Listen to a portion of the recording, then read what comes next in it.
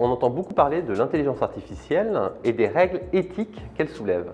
Si l'homme n'a pas encore atteint ce qu'on appelle l'intelligence artificielle dite forte, les intelligences artificielles dites faibles nous entourent et peuvent d'ores et déjà impacter notre quotidien, mais également notre avenir. Nombre d'entreprises recourent d'ailleurs à des technologies faisant appel à cette intelligence artificielle. En Corée du Sud, le 5e plus riche conglomérat du pays a utilisé une intelligence artificielle pour procéder à plus de 800 recrutements. Un autre exemple. Un célèbre groupe de cosmétiques français a également fait appel à un DRH virtuel nommé Vera pour recruter son personnel en Russie. Imaginez le moindre de vos gestes, intonations, expressions faciales passés à la loupe par un recruteur virtuel. Bien évidemment, il s'agit d'un gain de temps certain puisque les entreprises sont alors en mesure de trier des milliers de CV, mais à quel coût? Risque d'uniformisation, de discrimination, de déshumanisation, engendrant frustration et sentiment d'injustice pour les candidats. Alors, quels sont les recours qui leur sont offerts face à l'utilisation de telles technologies? Eh bien, un recours tout d'abord pénal. La discrimination est en effet punie par 3 ans d'emprisonnement et 45 000 € d'amende.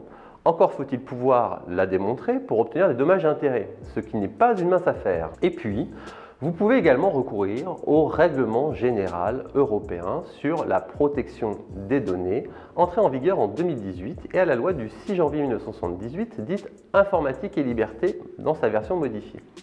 En effet, ces textes interdisent par principe tout traitement de données considérées comme sensibles, à savoir les données relatives à l'origine ethnique, au sexe, à la santé ou encore aux opinions religieuses, philosophiques ou syndicales.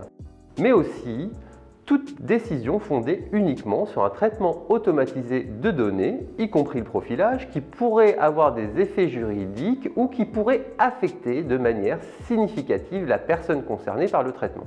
En d'autres termes, c'est le cas du candidat qui subirait la décision de l'intelligence artificielle sans l'intervention d'un humain. En cas de violation des règles relatives à la protection des données à caractère personnel, les sanctions peuvent s'élever à 20 millions d'euros ou à 4% du chiffre d'affaires de l'entreprise responsable du traitement litigieux. Les entreprises doivent donc être particulièrement vigilantes avant de recourir à ces technologies et prendre en considération, à mon sens, 3 enjeux majeurs. La conformité de la solution souhaitée aux règles légales applicables à ce jour, autrement dit la compliance, l'anticipation des réglementations à venir en matière d'intelligence artificielle, lesquelles ne vont pas cesser de se densifier dans les années à venir, et ce notamment pour prendre en considération les incidences éthiques du recours à ces nouvelles technologies. Enfin, le 3e enjeu majeur, la sécurité. En effet, le recours à des outils d'intelligence artificielle impose aux entreprises de prendre des mesures techniques et organisationnelles en matière de cybersécurité pour se prémunir d'éventuelles attaques informatiques qui ne cessent de se démultiplier.